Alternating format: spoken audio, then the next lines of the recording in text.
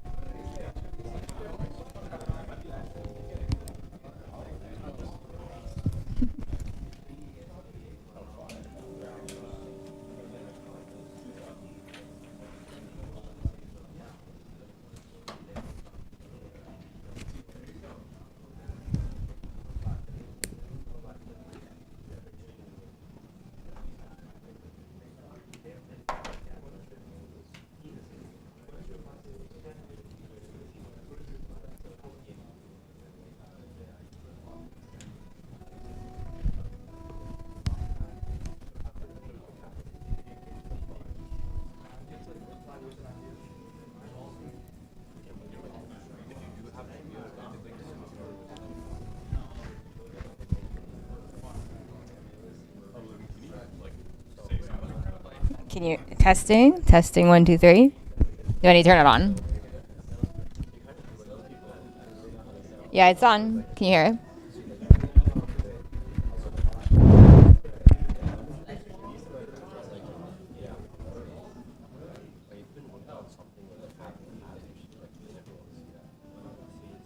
Can you hear me? Excellent. Yeah.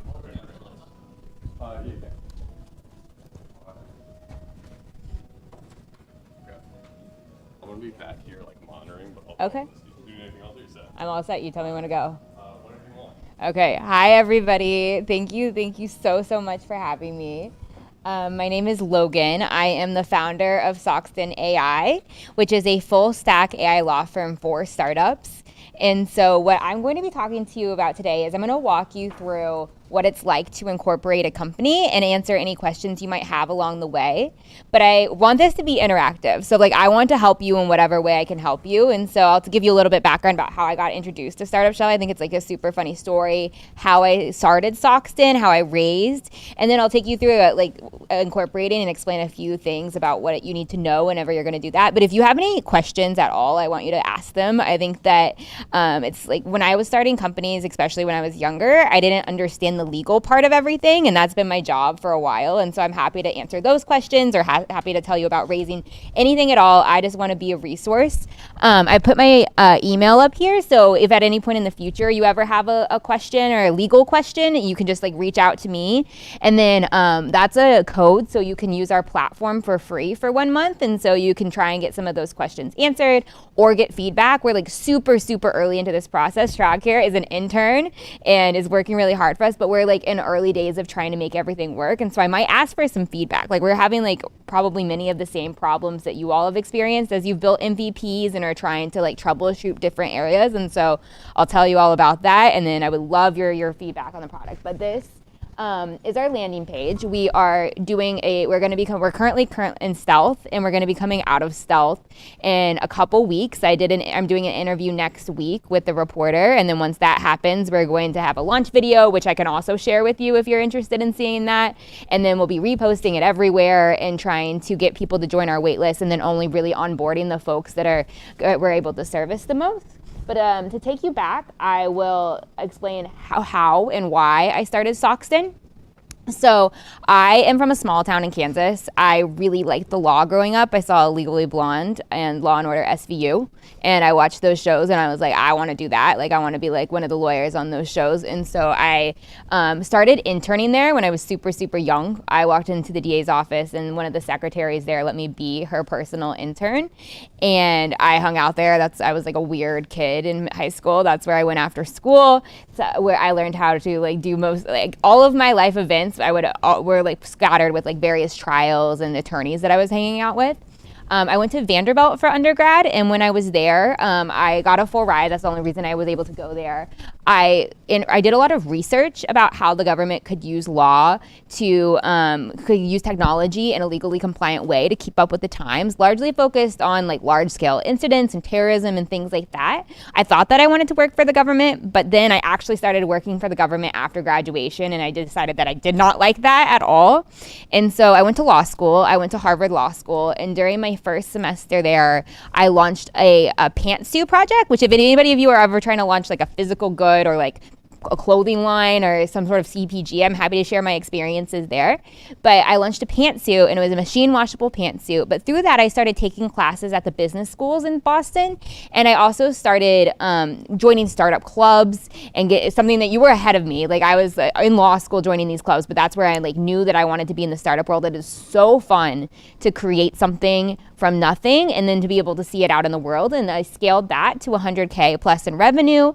And it's a lifestyle business now. I have all of the blazers and the pantsuits in my parents' basement back in Kansas. And there are a few places each year that I sell those, that buy those blazers for incoming female associates at law firms. And so it's like an easy, repeatable revenue, but not something to live off of. And then the next 2 years of law school, I worked on a different project. It was a crypto project because it was like during COVID time when crypto was like on top of the moon. And so I thought that I would jump on that train, and I worked really hard on that. And I started pitching venture capital funds, and I had term sheets, and I thought that I would do that after I graduated from law school. But I didn't have the conviction. There was a crypto crash when I was graduating, and Sam Bankman-Fried got arrested. And I was like, this is not something that I really want to do right now. And so I took the bar and I went to a law firm called Cooley. And Cooley is the largest law firm in the United States for startups. They represent all types of startups from very, very tiny all the way to exit. I think that they like the biggest names, Apple, Facebook, Stripe, like they're all Cooley clients, but they've also been able to help a lot of clients from incorporation to exit. Like for example, they incorporated Zoom. And so I represented 50 plus startups. And like similarly, I worked on companies that were super tiny, like people like you, people your age, that are just like working on something in their parents' garage and universities like this, and help them get the company up and running and then get them to their first customers. But then I was also able to help them as they grow, like as they were able to take on financing, and all of a sudden they have 50 employees and employees are mad at them, and like they have like lawsuits occurring, because as soon as you have a minutia of success, you start dealing with lawsuits. And then was able to like really grow alongside my companies all the way through exit. And one of the things I really enjoyed was working at the earliest stages of a company's life cycle. I think it is so inspiring to meet with founders and people like you who have an idea about how they can make the world a better place. And I think that we should enable the legal system to help you all like try and achieve your goals rather than just being a pain point. I think that most founders like find the legal system pretty confusing. They wish like if they could check a box, then like have it be done correctly, they would probably do that. And so I wanted to create something that would allow founders to, in a very easy way, in a very financially achievable way, start companies and have their day-to-day needs like met while not having to bait the brink. So if you go to a law firm like my previous law firm, they charge you by the hour, and the rates are excruciatingly expensive. My billable hour when I left was $925 an hour, and that scaled all the way up to $4,000 an hour. Some of the attorneys were charging startups that much money to just answer basic questions, and I think that that's nonsense. We're at like a regulatory and technological standpoint right now where things can change, where from a tech perspective, AI, this is kind of like the quintessential example of what AI can replace is like legal work. Like this is like not the hidden startup where we're at the cutting edge of like pushing the bounds of what can and should exist. Like this is like the obvious answer. We're like in a very crowded space doing the very obvious thing, but yet nobody has done it yet. And so I think that we're in a crowded space, but we're still at the very tip of what can and should be done. And part of the reason for that is that there's a very strict regulatory regime in the United States surrounding law firms. Like state bar associations make it illegal for law firms to be owned by people that are not lawyers.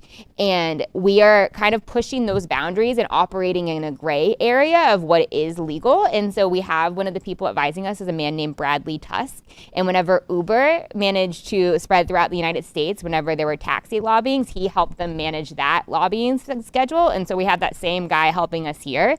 And there's like tailwinds that these types of laws are changing. Like it's become legal in Utah and Arizona, and there's bills across 7 states. And And so we're kind of riding the coattails, and there's a lot of other startups doing something similar. But we're at like a very exciting point where there is both like technology and regulatory options that make a AI-enabled law firm and a law firm not backed by startups, and where startups can go to get their questions answered first, something like actually achievable right now. So I left my job at the end of May of this year. And I knew that I wanted to do this. I knew that I wanted to automate the automatable, because so much of what startups do is pretty routine and the same questions come up over and over again. But I didn't have like a clear way to raise after that. And so I quit my job, and I was working in Big Law. And in Big Law, it's like kind of like the television where you work all the time. And so I took a week off, and then I went to New York Tech Week, and I pitched this idea to one of the investors that I met at an event when I was there. And she gave me a term sheet 2 days later. And so it was a very charmed like fundraising experience. And then I was I was able to pitch it to many people. And I think that people are very excited about the idea of an AI law firm and something like this that pushes those boundaries.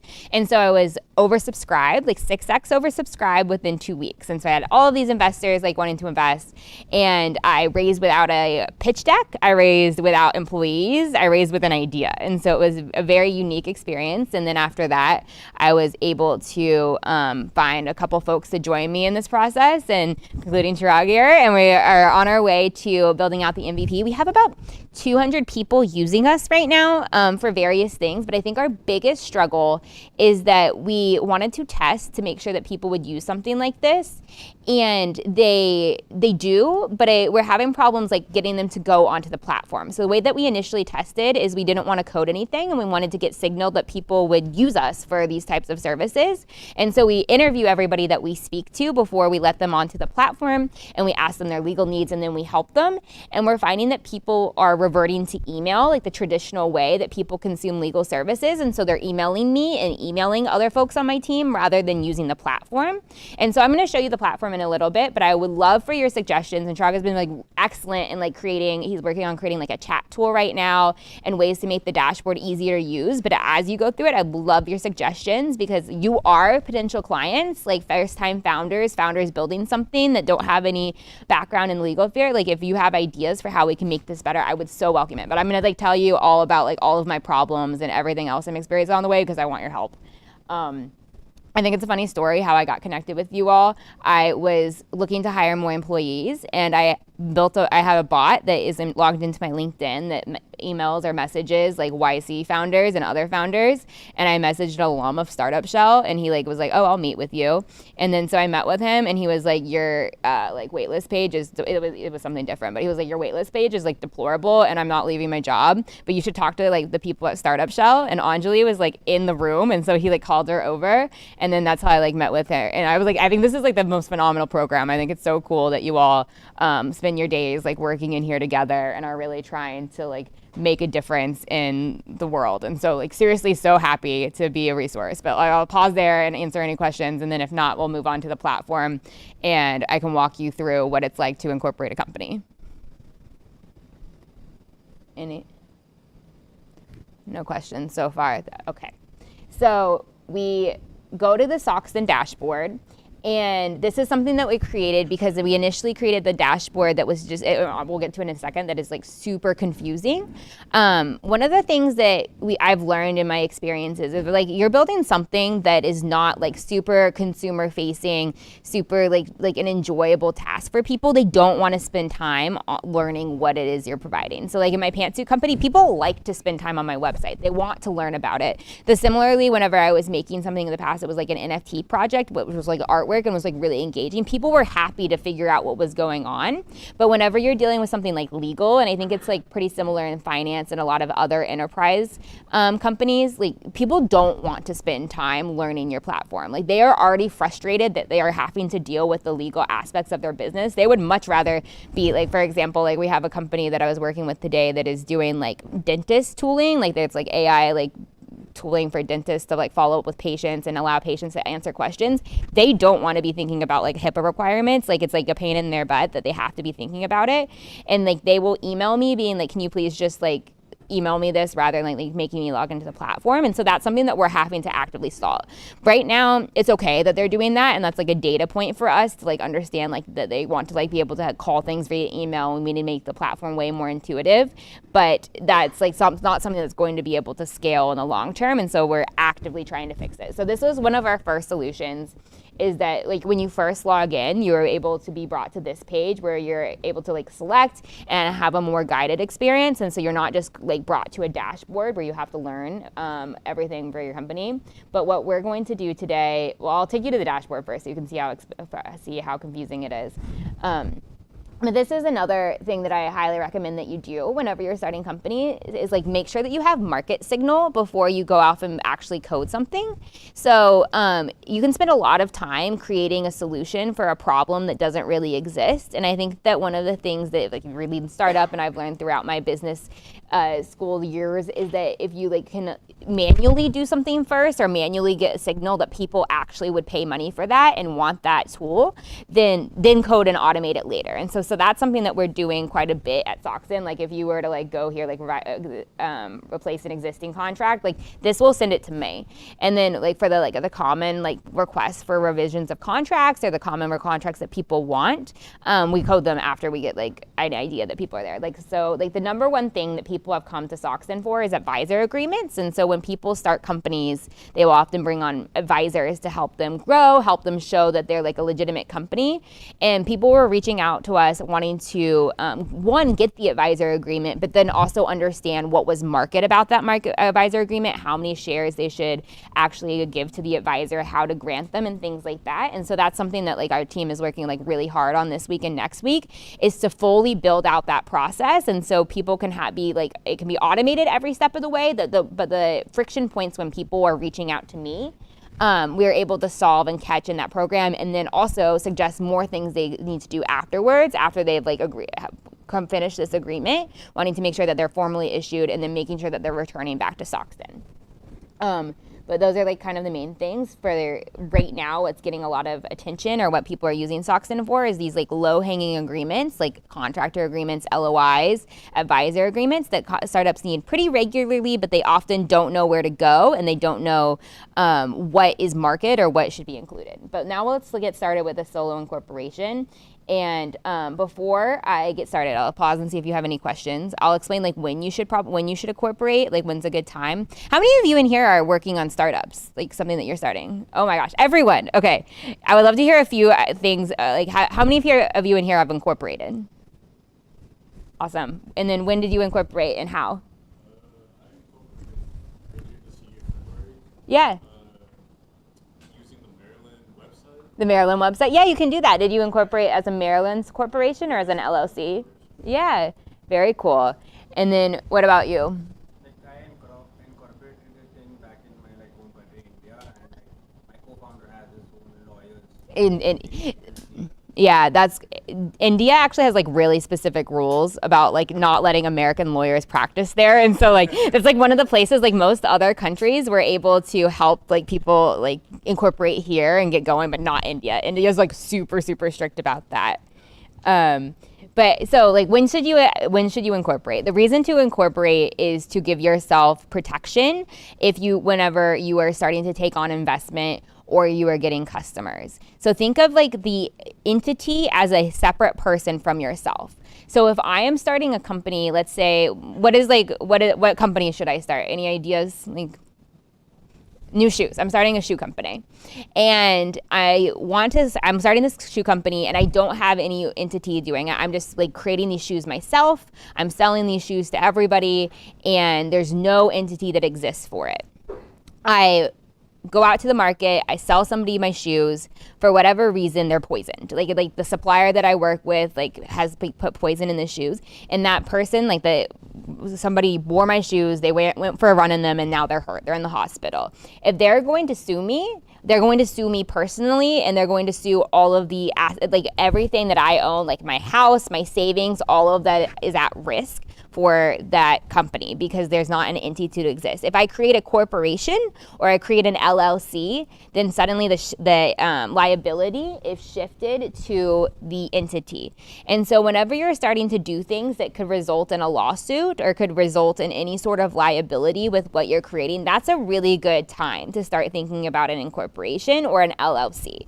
Is that you're able to kind of like exalt the risk off of yourself as a person and give it to the entity. And so whenever you start getting like big customers is a good time. Whenever you start getting LOIs, if you start like negotiating with vendors, that's also a good time. Or if you start hiring employees, all good times that you want to have a separate entity to make sure that you don't have any liability as a person and that all of the liability is put off onto this other entity and it's all contained so that people can't come after you personally or your house or your bank account and can only come after the entity.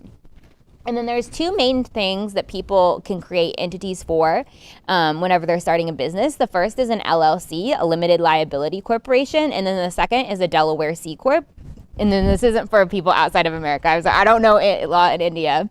But whenever you're creating an LLC, that's like the most simple and the easiest way to create some sort of structure to get the liability off of yourself. It is a very quick, it takes like about an hour. You can do it in any sort of state, and you don't have to pay taxes that are separate from the LLC. You just pay your personal taxes. You include it in there. Super, super easy to do, and just keep the bank account separate. The second type of entity that people will create whenever they're doing any sort of legal thing is a Delaware corporation, and that's by far the most common. And if you're wanting to raise venture capital investment, you have to do a Delaware C Corp. Most venture funds won't invest in limited liability corporations, LLCs. They will pretty much only invest in Delaware C Corps, and that's like the industry standard by far. Delaware C Corps are kept entirely separate from you as a person. Think of them as their own little person. You have to pay taxes as if it's like a separate person, and they have the ability to employ a bunch of people, and there are all sorts of laws that govern it in Delaware. And both of these things you should probably get at the same time, which is whenever you start getting customers. But happy to answer any questions there if anybody has any questions about yes. So what is the difference between LLC and LLC? Yeah, so an LLC is like a much easier like type of entity to create. It allows for pass-through taxes, and so you pay taxes just like as an individual, and then there are less rates associated with it if you are an owner of it. So like if you own a Delaware C Corp, it is like entirely separate, and there's like books and books and books of law that govern it, like the owners of that stock hold the rights to, which is why venture capital funds won't invest into LLCs. They will only invest into places where they're going to be able to get stock, and then they get like stockholder rights. Yeah. What are some of the things that you would like have as considerations for whether or not you choose LLCs? If you're wanting to take venture investment, that's probably the main consideration. LLCs in general are way easier to deal with. You get to just you can just like have one, and you can kind of get it existed, and then just like manage your day-to-day life without having to worry about like filing too much. You got to like most of LLCs require you file once a year, and it's like super easy to manage. You get to pay taxes individually, and you don't have to deal with anybody that's invested with you having actual stockholder rights. And along with those rights become a whole bunch of ways that they could potentially sue you, a whole bunch of ways that they can like request for information under like Delaware law. And so LLC is like super, super easy, and you can get started with an LLC. Like it's super common for companies to get started with an LLC, so you can get that protection like I was talking about. And then when you get to the point where you're thinking about raising, you can convert to a C Corp. It's not very hard and super easy to do, but I do recommend like you get some sort of legal entity set up whenever you start taking on customers, employees, advisors. LLC is usually pretty easy to start with, but once you start to think about investment from venture funds, they're not going to really pay attention to you unless you have a Delaware C Corp. Many of them will like require that you shift to a Delaware C Corp before they will invest in you, and that's not a big deal. They see that all the time, and they'll just like want to make sure that it's set up properly. Yeah. Does your platform also give information on certain legal paperwork that you must submit once you incorporate? Like, for instance, Yeah. there was something called the VOI, Yep. beneficial ownership information, and I was getting a lot of twisted information about whether I should submit it or not. Yes. So You probably should submit that to the government like every year, and we can't help with that. But I think that whenever you are in any sort of state, you need to have you need to have somebody that's helping you make all of those filings, unless you're going to be super on top of it yourself. And so like, we do help with that. But none of this is usually a big deal. If like you miss it, like you can usually just like file it later and get it done pretty quickly. But I can help you with that. Is it a Maryland LLC or a Maryland C Corp? That. It's a nonprofit. Oh, that's good. What are you building? So I pretty much, in the local county, I teach kids how to blow drums. Oh my God, that's so cool. Yeah. So if it's I also know like nonprofit law, but if it's like there's like an annual filing that you need to like file every year, and then that's like definitely something you should be doing. But they normally will send you alerts, and then you can just like log on to that portal and update it. Very cool. Anything else I can answer about fundraising or what we're doing at Soxton or anything at all? Happy to help. But we will go through this, start with this now, so you know what to start thinking about. So the first thing that you want to do whenever you create a company is you want to come up with a name. And this is probably the biggest thing that my startups, like people using our platform, have problems is they think of some awesome name. Like I think that one of the companies that we worked with, like they really wanted to be called Jungle Inc. But you have to make sure that it's available in Delaware. And so you can just like click on our website and you can like search if it's like available. But that's super easy. And then the second big thing that you want to make sure that you have is a founder you have to have some sort of address that is in America. If you were starting a company, you could use the startup shell address, or there's like other ways that you can do that. And this document here is called the Certificate of Incorporation, and this is what makes you an official entity in Delaware. So you have to fill out this agreement, and then we will, if you're using Soxton, we will review it, and then we'll make sure that everything looks good, and then we will file it within Delaware, and then that's what sets you up to say, yep, like I'm an actual like incorporation now, like this is a separate entity. And so we'll just like put in like,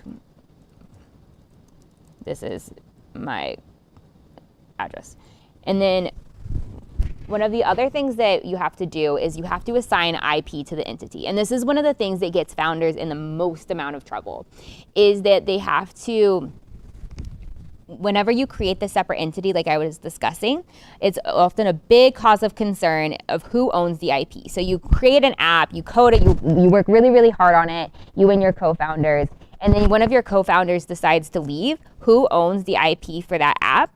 And that causes a lot of problems. It breaks up companies. And so whenever you're working on something, you want to make sure that the entity is what owns the IP. Especially, this is another reason why investors won't invest unless you have established an entity or a C Corp, and so that they know that they're investing in the entity that owns the IP, and that one of the founders won't leave and take that software that they've created and do something else with it. And so whenever you're doing that, whenever you're starting a company, you will generally have you assign every sort of IP that could be tangentially related to the company to that company, unless you specifically carve out an example. So like I've started companies before. So whenever I was starting this company now, I had started an NFT project whenever I was back in law school. I said, yep, I have prior inventions, and all of the software that I created for that prior company, I don't want to be assigned to Soxton. And so I think that that's like incredibly important. And this is something that will like in companies, if they don't think about that, if you don't think through these things, is making sure that all of the IP is assigned to the company. The same thing whenever you employ a vendor, you have interns, or you do any sort of have any employees, is making sure that people don't personally own what they are creating, and so they can go and create some sort of competitor to you, but also making sure that if you have a co-founder that were to leave, like it's all kosher, everything's where it should be. The other thing that really matters for this is for financings. And so whenever you start to get to the point, and this is probably where it actually matters the most in practicality, is when you get to the point where investors are looking to invest in you, they will kind of go through the checklist of things that they expect to see. The first thing that they will expect to see is that you have the entity and it was set up correctly. The second thing that they'll expect to see is that everybody has assigned IP, and like the crucial IP exists within the company in the correct place and it's being taken care of properly. And so I will say exclude NFTs, I'll do my name,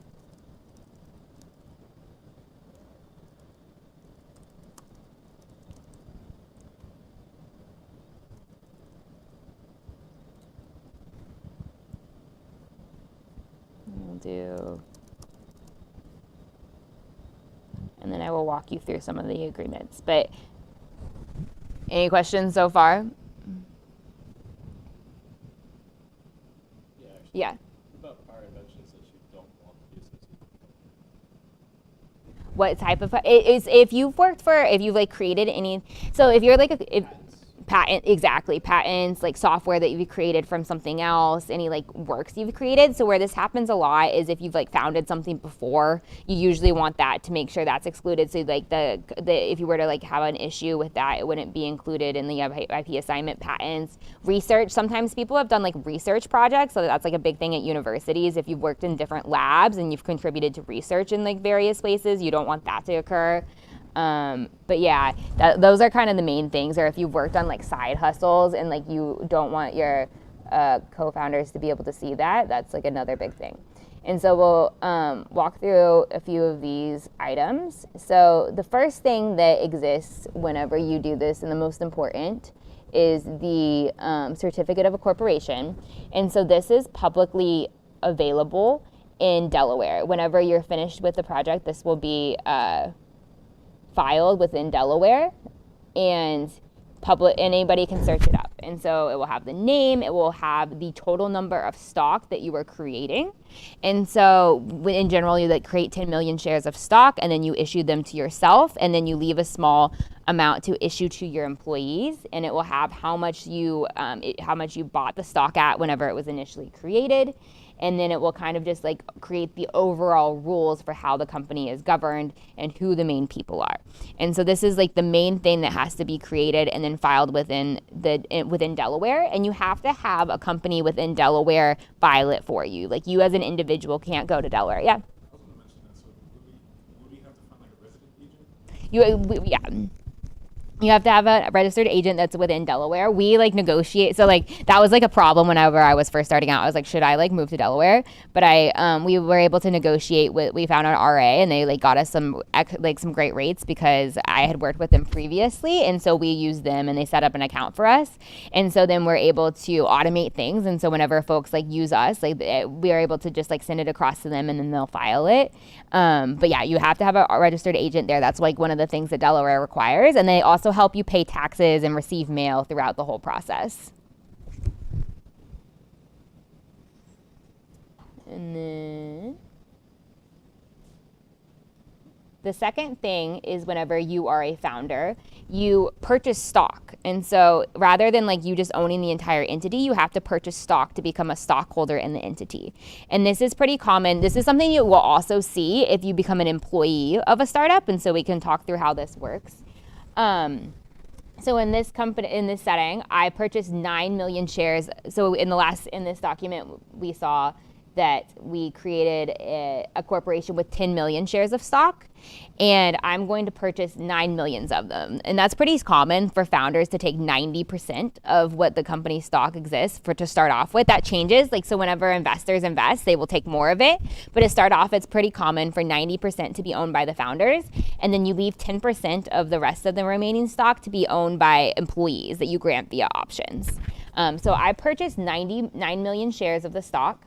And I purchased these at $90 at a share price of like nothing. And I think that this is really cool because this is how people get rich, is that like I own 99 million shares of the stock, and let's say like Soxton IPOs in 10 years and it's worth $100 a share. Like this is when I purchased them, and this is what I purchased them at. And that's like one of the important things, to like issue yourself shares of the company at a very, very early stage, and create the company whenever you're super early in your journey. So because once you have a lot of customers and once you have a lot of revenue, it's hard to purchase the shares at this price. Like the IRS will take like a hard look at what you're doing, and if like you have like millions of dollars in shares, they'll be like, you cannot issue yourself the shares at like nothing. You have to issue yourself shares at like what's called fair market value. And then are you all familiar with vesting schedules? So this is something that you will see if you were to join a startup or any sort of public company post-graduation. It's very common for companies to require you work a certain period of time to actually access the equity that they are giving you. And so for the first, this is a 4-year vesting schedule with a 1-year cliff. And so I have 9 million shares of this stock, but I can't actually say that all of it is mine for 4 years. So once I work for a year for Soxton, 1/4 of it will be unlocked, and then after that it will be unlocked monthly for 3 more years, and that's like pretty much industry standard. So if you were to join a startup after college, or if you were to join any sort of public company, could expect that they will want you to work for 4 years. And it kind of varies. Like some companies are like shifting to a 6-year schedule now, or a 2-year schedule, or not including a cliff. But it's very, very common. And this is what, like, VCs will not invest into companies if people are not on some sort of vesting schedule that is similar to this. They will want to see that you are like committed to working for the company for a long haul, that somebody's not going to start work and then leave in like 6 months and take a bunch of stock with them. It's one of the most pricey mistakes that people can make, is if they don't put a vesting schedule, especially on founder stock. I think that people will like say like, oh, I trust my co-founder so much, like we're going to be in this for the long haul. But I've seen like many a co-founder dispute, and this is like one of the number one things that I think that people wish that they had done, is that they had a vesting schedule so people earn the stock as they go along. But VCs will not invest in companies unless they see something like this. The second thing that you can negotiate for, and this is also something that if you are like taking a job with a startup, this is a good place for you to negotiate, because this is something that startups will ask for, is an acceleration provision. And so if the company is getting ready to be sold, and something that happens pretty frequently is that a company will buy another company. So let's say I sell Soxton, and then the new company, I have like 20 employees, and the new company is like, I just want the IP. I don't want all of these employees. I will fire all of them, or I will ask Logan to fire everybody before this acquisition occurs. And if you are before your cliff, or if you worked like a year, then suddenly you like don't have a lot of the equity that you've been given. So what the acceleration provision provides is that if like I fire you for no reason and the company is bought shortly thereafter, we will speed up that investing schedule, and you will get all of the stock. And so this is like an important place for employees to know, so that you can be taken care of if you were to ever be given any sort of grant, that you like make sure that like you can be taken. Because if you saw like the OpenAI, or if you saw like the Windsurf stuff earlier this year, a lot of the employees were really upset because they were bought or they were purchased, and then they were like fired, or they were like not taken care of in that deal. And this is an important way for you to protect yourself if that were to ever occur. And then separately in this is there's like what we call an IP assignment, which is like, again, define like what we discussed earlier, making sure that all of the IP that you own is taken into account and included in that document. Same thing here. This is like what you're going to see over and over again, is anytime you work for a company, they will probably require you to sign something like this. So this is an IP agreement, but it also contains provisions saying that you can't work for companies that compete with Soxton after you were to leave, and that you can't solicit Soxton employees after you leave. And this is another important way to protect yourself, and also something that venture funds will expect to see. They will want every employee to have signed something similar to this, or it's like just like a risk that's accounted for. Yeah. What happens in those instances to the equity when employees like have to receive and they don't have acceleration? It goes, so if it's being bought, like, so like if you leave a company and you have like and it's bought and you didn't have any acceleration, it just kind of gets subsumed into the other company. Like the way that an imminent merger and acquisition works is you could either buy the whole company or you can buy the stock of the company. And if you had just left and like you got the shares and you didn't have any shares, then you don't get anything. If the acceleration occurs, then you're like they have to pay you for that stock.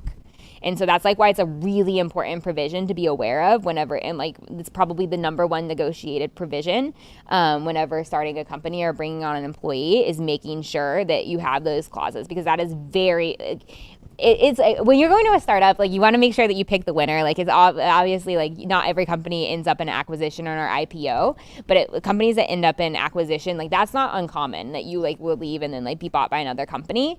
And sometimes they'll do like a stock, like a 1-for-1 or a 1-for-2 transaction where the company like a lot of acquisitions there are acqui-hires where it's not like the company is doing that well. The company is just kind of like chugging along and they're like gonna run out of money soon. And so another company will buy them for super cheap and they won't pay in cash. They'll pay with their own company stock.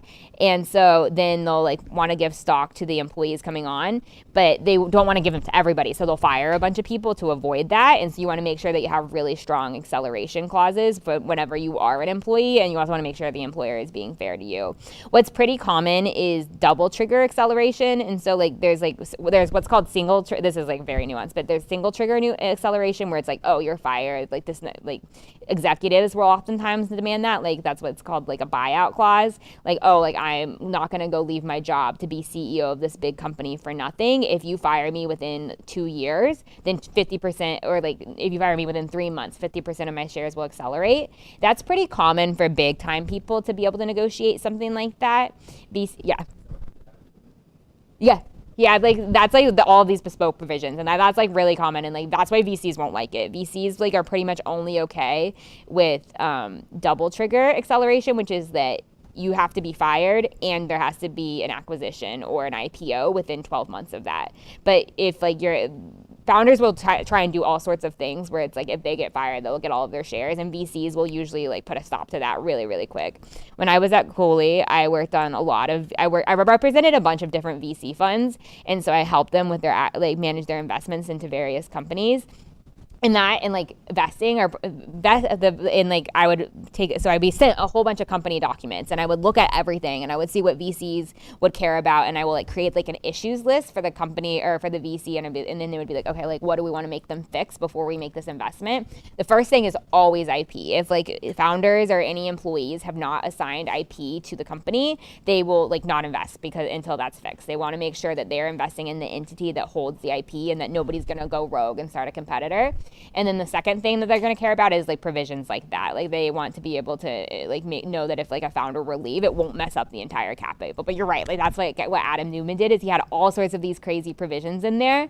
And then that's like part of what led to the downfall. But I've been able to work with a couple of clients like that. So I worked with, I think that, but this is also, I think, helpful, is that I worked with, and I'm happy to tell more stories about like this too, but I worked with a lot of companies. I've managed hundreds of investments, and investors will forgive pretty much anything. They'll make you fix it, but they will forgive pretty much anything if you're a profitable company that has customers and like you're working hard. So I worked for I was working on an investment into a company that was doing chess. It was crypto chess. You could use like crypto to play and bet chess. I don't know. And they were like killing it. Like they had like thousands of customers. This company hadn't made they had 8 employees, but they hadn't made payroll for 6 weeks, which is like a huge deal. Like you can go to jail. Like if you ever start a company and you can't make payroll, like you can go to jail for that. Like that's like there's a lot of, I call them capital letter laws and lowercase letter laws whenever you're being a startup founder. And that's like one of the capital letter law ones. Like if you don't make payroll and you know you're not going to make payroll, you can go to jail. The VCs like let it go. They were like, this company we think they're going to win. We'll invest in them anyway. But I've seen companies that are like chugging along, but they don't have product market fit, or they don't have that type of like traction, and they would like, people would turn over deals over like not having the right IP assignments in place. And so as long as you're making money and like you're going forward, VCs will make you fix it, but they're almost always will invest. And so like whenever you're dealing with legal stuff, it's like great to get, it's like something to think about. It's like hopefully like solutions like this will make it easier, but it's like you don't need to like spend a lot of resources or time on it. Like if you focus on like you would be so lucky if like that would be a problem, and like if it is a problem, then you can fix it, is like the main thing to think about with legal. Yeah. So this might be a silly question. Yeah. No, it's hard. Can a company own stock itself? Is that what a corporate buyback is? Yeah, the company can buy back stock, and then it's kind of like in like the broader pool. But yeah, yeah, you're good. And that's like also called like, there's like tender offers. And so like this is also like helpful if you just like go work for a big company. And so like companies will give you stock, and then like you were hoping for a liquidity option. But like if you're going to an early stage startup, like that might be in 10 years. And sometimes they'll like find like investors that will like want to buy it for you. And so then you'll be able to like get some of the money back sooner, because I know it's like stressful whenever you're working for an early stage startup and like your equity is all in comp, or is all like, tied up in like stock, and like you're like, that doesn't mean anything to me, like I need cash. And so sometimes like it doesn't have to be 10 years. It could be 4 and 5 years out. But, yeah. Any other questions there? Yeah. So you said that like you can like sue the company if they're not paying you. Yeah. So are you working for someone that's not paying you? Okay. You should look at your employment agreement. So like, They're supposed to fire me at least a week after they're supposed to pay me at least a week after they fire me, but they haven't. well, you can definitely sue for that. That's legal. But I don't know if that would be, I think if it, what my first step would be is if you would negotiate with them. And so like the first step would be to like report that if you actually wanted to, like you could report them to like the like labor department of whatever state they're from. But I think that you should probably just like threaten with them not with that first and say like, I will report you or I will like sue you for my unearned or for my wages if you like don't get this to me soon. But they should do that. Yeah. Hopefully they respond. Did they? Hopefully they do. Let me know if you need any help with that. But that's like bad practice. Like I think that that's like making sure your employees are paid is like one of the like main things that you really have to. I'll explain like what I mean by capital letter laws and lowercase letter laws. So I worked at like Cooley, like the biggest law firm for startups. I opened their Miami office, and in Miami, like lots of crypto people, lots of like fintech, like doing like things on the very cutting edge of technology, but also lots of like gambling and like very like regulatorily like ambiguous things. And that's where like capital letter laws and lowercase letter laws like really came into play. So I would have like some like people that would go by like Sock and Racer trying to like start like a gambling app and like avert like all laws. And like there are capital letter laws where you will go to jail. The government cares greatly about it. Like these are things that will flag the attention, and those types of things are like not paying your employees, things that will like counterterrorism, like sanctions. Like if you do anything that will get like North Korea or Iran using your app, like that can get you in a lot of trouble, and then that can get you like to jail time. And those are things that you can't mess with. You have to like make sure that you're like dealing with like PHI like information, like public information or like personal information of consumers. Like you have to deal with that appropriately. Those are the things that you have to make sure that you are complying and that you're following the laws. And then they're like what I call like lowercase letter laws, which is like securities. Like if you're selling stock in a company, like crypto companies all the time are violating those laws. If you're doing things that are in violation of like competition laws, like there's risks there, but that's like where there's room to play. And there's like room for it to be ambiguous, but like not paying your employees is not room. Like that's like an area where you can get in a lot of trouble if you don't like follow those laws. And then also like the other way that you can get in a lot of trouble is if you don't have a clear way for customers or your employees to resolve disputes within your platform. If people are having to complain or go to like government agencies to complain about you, then that's going to be more likely to spur an investigation or like make them take a look at what you're doing, and then that like increases like the risk. Like I had a client that was doing like a crypto project that like lots of other companies were doing. Like it was like a violation of security laws, but no more than like the market. It's called market risk. Like everybody is just saying like we're gonna do this, but he like for whatever reason decided to like post a bunch of pictures on Twitter like taunting the U.S. government about hanging out with like Russian officials that like were like not like Trump had like publicly like said he was not a fan of. He tweeted about them, like tagged DOJ. Like he had an investigation within like 2 weeks, and like he got charged. Like those types of things, like you have to be like smart about what you're doing, and like if you can create a way for to avoid complaints. And so this is something that we haven't really dealt with yet at Soxton, but like what I was describing earlier is that we're kind of like in like the regulatory gray area with what's allowed for how law firms to operate. I want to make it very clear and like create dispute resolution services within our app, and so people don't ever feel the need to go report me to any sort of bar association.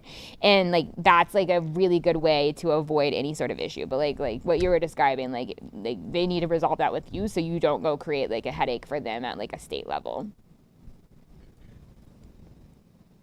That makes sense. Any other questions? Awesome. Okay. And then I will show you a couple other things. This is also something that you should do whenever you're creating a company, is you should pay taxes whenever you create the stock. This is something that this is actually very important, and something that a lot of founders don't know, is that whenever you create a company and you buy the stock, you can pay taxes on that stock within 30 days of buying it, but you can pay taxes as if the stock like on the price that you paid for the stock. So I bought the stock today for $90. I can pay taxes as if that stock is worth $90, and then that like is good for this specific for capital gains tax. This is like good in perpetuity, and so like in 10 years, whenever the stock is worth like $100 a share, and I bought it for like a fifth of a cent, I've already paid my taxes on it, and so it like saves you a lot in taxes. But it only works for within 30 days of starting a company, which is also one of the reasons that you should incorporate earlier. And this is one thing that lawyers can't fix. Like a lot of things that like you do when you start a company, if you make mistakes or you like use the wrong agreements, like we can amend them, we can get new agreements in place. Like almost everything is fixable. This is something that's not fixable. If you miss this 30-day deadline to pay taxes on the stock, there's nothing you can do. Like the IRS is there's like quasi ways to fix it, but this is like probably one of the most important things that you can do when you're starting a company is make sure that you pay taxes on it. Yeah. So, say I pay taxes on the $90 and I issue shares out to employees. Do they have to pay taxes on what is technically already taxed? So this is like going to be directly for you. So like you have 10 million, like so you like have $10 million or 10 million shares, and the 10 million shares total. Founders take 90% of it. And that's what's standard whenever you first start, is that you take 90% of it, and then you pretty much always want to have a 10% equity pool, an equity incentive plan, and then that is for employees. And so like founding engineers, like it's pretty standard for founding engineers of a startup to get 0.5 to 1% of a company. And so then they will be granted those shares, and they will pay taxes on the time that they get them. It's usually after the founders get them, and that will usually mean that you can't grant them to them at like the 0.005, like the fifth of a cent, like amount that you give them. You have to have somebody else like look at the company and say how much it's worth, and it'll probably by that time be like 12 cents or something like that. But every time you go out to grant employees their shares, they do have to pay taxes on them at that point in time, and then they do have to you do have to make sure that it's valued at a specific by an outside party. But like this is like very important that this is like completed by anybody that gets them. Of that 90%, is that more than 5 equity? I would give that to like someone were to come in, part of the agreement, they get part of the 90%, they have to pay tax on it. Yes, but so the way that it works if you're going out to raise is whenever you first go to raise, you want to have any of you heard of safes? Safes? Okay. So whenever you first go to raise, the first way that you want to do that is what's called a safe, and we can look it up. I can open one up for you. But that's like a agreement for equity in the future of the company. And so rather than letting people directly invest right now, you're going to be like, I am so early. I just started this company last week or 5 months ago. I don't want to deal with you having all sorts of agreement. I don't want you to actually own the stock yet. I want to have an agreement with you. So in a year or 2 years from now, whenever we're really big and we have money to manage you being a stockholder, we'll do that. And so the way that investors will usually invest is on a safe, and they will invest like $1 million at a $10 million valuation. And so they will say that like whenever you get to your next round and you're raising at a $50 million valuation, your company's worth $50 million. Remember that $1 million I gave you 2 years ago? Now that's going to convert into stock as if I am investing at $1 million at a $10 million valuation. They don't have to pay that tax. They'll manage their own taxes for that, but it won't be the same as what investors are getting. But whenever you first go out to raise, you should expect investors to like rather than giving them actual shares at first, you should expect to give them an agreement that's called a safe. And then later on down the line, they will become actual investors, and that's what's called a priced round. And so like the first way you typically raise is like friends and family. You go to them and you say like, I would like you to invest on a safe, and you like give them some sort of valuation that's like pretty friendly because they're like taking chances on you. And then you go to institutional investors, and then they will do the same thing. And then later when you have a lot of traction and you have money to afford to have like a price round where everybody becomes stockholders, then you have that round. And then that takes a lot of time and effort, and there's like a bunch of that. But like for where you all are right now, you should be having investors like invest in safes. Yep. So to follow up, so the safe that you receive the money, but they don't receive the stock, they receive like the promise to receive stock after a certain period. Exactly. So like it's like it's pretty standard. It's like a YC form that everybody uses. But YC created it because they wanted people to be able to get investments quickly. They wanted founders to not spend a ton of money in that process. And so basically this is saying is that it's a simple agreement for future equity. Like, you're giving me $100,000 now, and then at a certain point in time that will convert to stock as if I invested. So like my first investor invested $750,000 or $850,000 at an $8.5 million valuation. They bought 10% of my company, but she doesn't actually own it yet. She owns it whenever I get to a certain point where I can afford for her to become a stockholder. At that point, she will have to sign like 6 different forms to actually accept that stock. But because I'm like so early and I didn't raise very much money, I just gave her one of these, and then like that will like delay that process a little bit. But if anybody is coming to you now and they want to have actual stock, that's like a red flag. That's not what you should do. You should almost always have people invest on one of these. Any other question? This is kind of like the whole process. So if there's any other, I'm also happy to talk about fundraising or what we're doing at Soxton and our problems. But yeah. I'm just wondering, is there a way for you guys that, like, by automating a lot of this process, like, it takes away from the founders actually learning, like, the nitty-gritty details of, like, getting incorporated, and that, like, in the future inhibits them because some of those details might be, like, actually very necessary for them to, like, understand in depth? Yeah, I do think so. I think that the difference is that at Cooley, people didn't really like learn it there either. Like, I think that most founders do not want to spend their time on legal. There's another company called Ramp that I like a lot, and they automate like financial services. They're really, really good. They're like worth billions of dollars now. And they had like a similar problem where people just like don't want to spend their time on that. I do think it's important to founders to know it. And so the way that we're trying to address that is making it very easy for founders to ask questions and for founders to come back and understand. But I found in general that they don't want to learn it, and like no matter the circumstances, they won't. At Cooley, like if I were to incorporate a company, I would give them a similar questionnaire that I walked you all through, and it would ask like those types of questions of like what do you want? Like what do you want to call it? What type of terms do you want it to be? Instead here we're just like, we're going to give you the standard terms, and at Cooley it costs $15,000 to $20,000 to incorporate a company with my time, and then if you use this service it costs $300. And so it's like it's not that much different, but it is important that you understand what's going on. I think that it's just like super confusing, and it takes a lot of reps to do that. And so as you get used to like giving employees equity and understanding how it works, you'll like naturally get there. But the way that we're solving for that is making sure that people have the ability to ask questions and like talk to people about it and all of that. But I don't really know. I don't think that like having them do it like this versus having them talk to like somebody at like a law firm like really makes a difference. Yeah. Like, how essential or crucial do you think it is to like learn those details that you might not necessarily learn, like if you go through it and like have somebody like Cooley like incorporate for your use Soxton, for example? Yeah, I think that I think it's like really, I think that it's important that you go to a place where you make sure that you're not gonna mess yourself up later on. And so like I was like saying, like you can like pretty much do anything and you're able to fix it later if like you're doing well enough. I think that you want to make sure that you go to a place that is just like setting you to like up for industry norms. And so if a VC looks at it, what it's important for founders to know, I think, is what impacts founders and what impacts VCs. And so I think like those vesting schedules, that's something that first time founders often don't understand, is acceleration or vesting schedule. I think that that's important to know because it impacts you.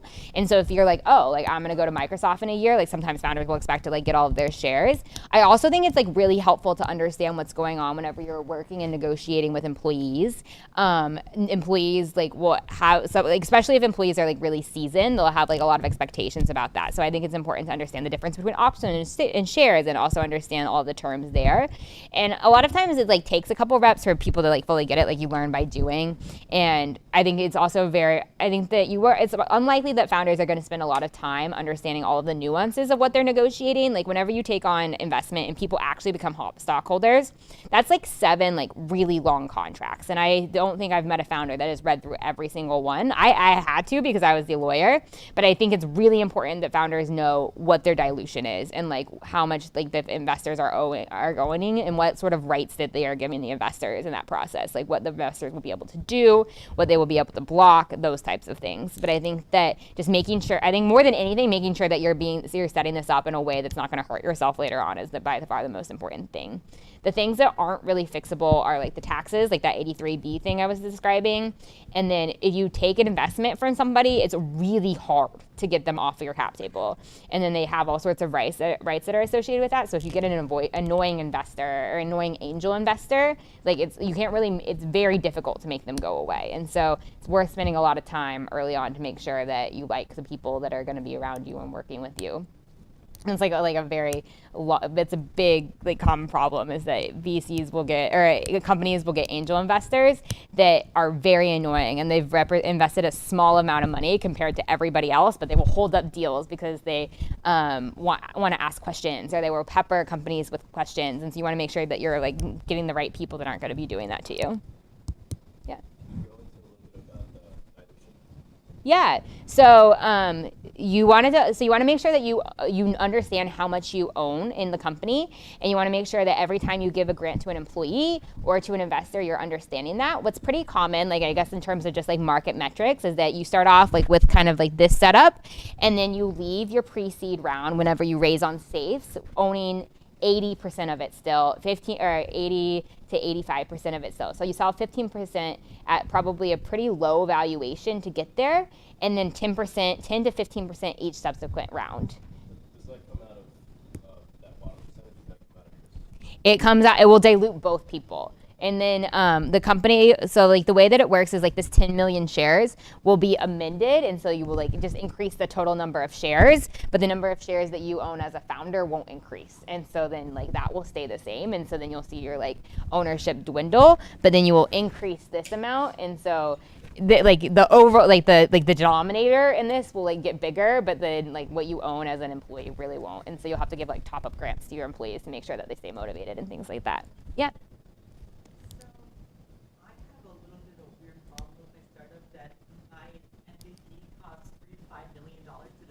Okay, that is a lot of money. Yeah. Anything else that I need to know about fundraising or something without an MVP? Yeah, so I fundraise without an MVP, and I think that investors will understand if it's like hardware or bio or whatever it is. Like those are they'll understand. And so I think that you have to have. I think the things that can help you there is having like what's called founder product fit or founder problem fit. And so like why you are uniquely able to solve this problem, and so like why it's like worth them giving you that much money to build that MVP for it. So I think that like with me, like the reason I was able to raise because I hadn't without like a technical co-founder or without a product is because I had been a founder and I had worked at a law firm that serviced founders, and they were like, okay, like she fits this problem, she knows what to do, like it makes sense to give her that money. And so I think that that's what you need to do. You probably if you're having something really expensive, you're probably like the metric I said of like selling 15% at like that early stage is probably a little low. Like I think it's pretty common then you like take on more investment, and that's like if you're in like bio or like hardware, that's like a little bit of a different number. Yeah.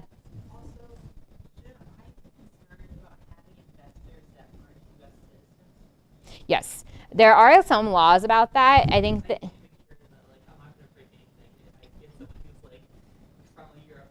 Europe is usually fine. I think it's what's called CFIUS, like the countries that are on sanctions lists, like those are the people that you really want to avoid. But for the most part, it's fine. Like Europe is fine.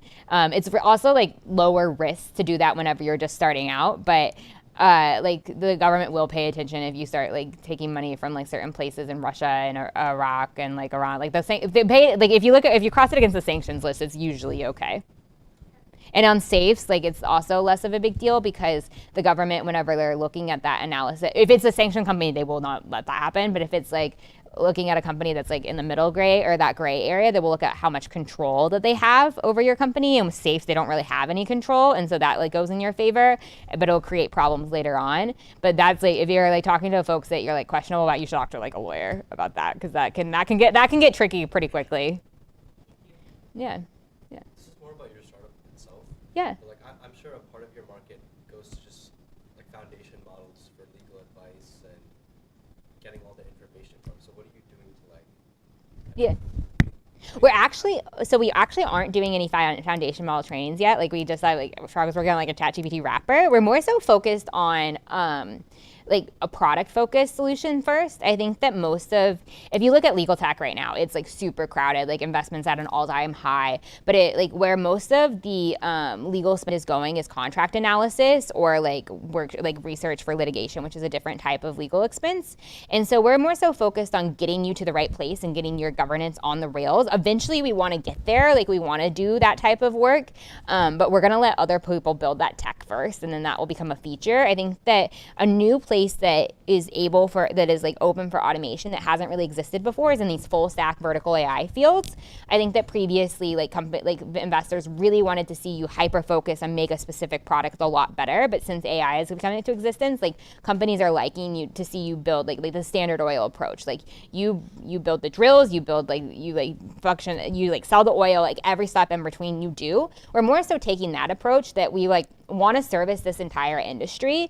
And so we're starting off at like the very formation of startups, and we're servicing them with the easy automatable things. And so like in my previous job, like the way that we would do it is like there was a database of like 100 forms, and I would manually update them anytime we needed to do anything. Like that's nonsense. Like you don't need an AI, or you don't need like to have like your own trained model to do that. And so we're starting there, but we have those like other steps in mind. And I think that part of the problem that with this is that like customers aren't always ready yet for those types of things to become like done with AI. So we want to build it from both like a text perspective and also a customer perspective, go alongside them. Yeah. So I was kind of curious about, like, since Soxon is managing so much like confidential data, like are there regulations around how that's handled, and like how are you marketing to, like how are you making the consumer feel fine like inputting their personal data? Yeah, so we're getting SOC 2 compliant, which is like one of the like ways that we make sure that our data is safely secured, and then we work on that on the backside to make sure that we have that database there. But I think also what matters with this is like, I think that you like correctly identified that like people need to feel safe in that, and so that's one of the reasons we're trying to make our UI really, really nice. Like I paid a lot more for like a logo, and like we have like designers on like external designers like working on what our platform is going to look like. There's a bank called Mercury, and Mercury is a bank for startups, and their UI is excellent, and like their banking services like aren't that great. You can go to like 20 other banks and like get so many more features and get better terms, but startups like by and large will use Mercury because their UI is so nice and they don't have to talk to anybody. And I want like Soxon to be excellent, and I want our UI, like I want us to like outservice like other law firms, but I think that we need to have that same approach, that like our UI instills trust and like people will use it because of that. But on the flip side, we actually have to like have everything on the backside, and that's annoying. Where at least we're like we have companies that are like HIPAA compliant, like the dentist company that I was talking about earlier. Like they have to make sure that like any data they touch is like actually secured. So there's like a whole bunch of laws if you're touching like patient like health information, and like that's like a whole pain in the ass. But like for us, like it's not as bad. We just have to make sure that everything is stored pretty securely. And we're doing some other things with the way that we're going to market about being a law firm versus being a legal solution that way like is making it easier for us. But that's a challenge. Yeah, I wanted to understand more about you paying taxes from the stocks that you buy. Yeah. So you buy $90 worth of stock, and then if you don't, you say that if you don't pay within that 30 days for taxes, you have to wait for the next tax. You have to wait. So then you owe tax. Like then when you go to like sell the stock, you will pay taxes then. And so at that point, the stock might be worth like $100 a share, and so then your tax bill is super high because you're paying like you can pay taxes when you initially buy it, and you pay the tax on like the $90 bill that you bought it for. Or if you're selling it for $9 million, then you have to pay taxes. You will have to pay taxes then anyway, but like for this specific type of like yeah. Well, no. It will only be when you exit, whenever you sell it. But like where it creates a risk for companies is that like companies have to withhold, and so if their employees are going to owe taxes for when they sell it, the government says like you have to be you are responsible for your employees' tax bills there, and so you're supposed to just like keep that amount of money just like off to the side, and so like for when they employ it, if like they for whatever reason don't pay their taxes, you're supposed to have the money to cover it if they don't do it, and then that creates like a tax withholding risk. But like what you want to do is just like file this form whenever you buy it, so that you don't have to worry about it. And that's another thing that investors will like really care about and check on. So earlier you said that if we deploy the equity to the employee, Yep. you should just already have in that form for the employee. Yeah. Exactly. Yourselves handle that. Yeah. That's like, it's like it's probably the most, like, it's like a very annoying thing to do, but it's very important. And it like has like a lot of tax benefits for both the company and the employee and for you. Yeah. Cool. Well, here's my email if you have any other questions or if you have any ideas. Like, I think that I was saying earlier, if you, like, we're actively hiring. We're looking for both like people that are like your age, but we're also looking for engineering managers if you know anybody older. And if you have any questions about your startup, you can always email me. And then this code can get you into the platform for free. And we're looking for suggestions on how we can make that better and other ideas. So happy to like help or get your advice on anything. Thank you. Yeah. Yes, I would love them. So the first one is if you really want to switch away from people asking for the email stuff. Yeah. That's literally the first thing you ask for. So, Yeah. Yeah, maybe like another way to do that. That could be a good idea. Could you just go to the website and stuff? Yeah.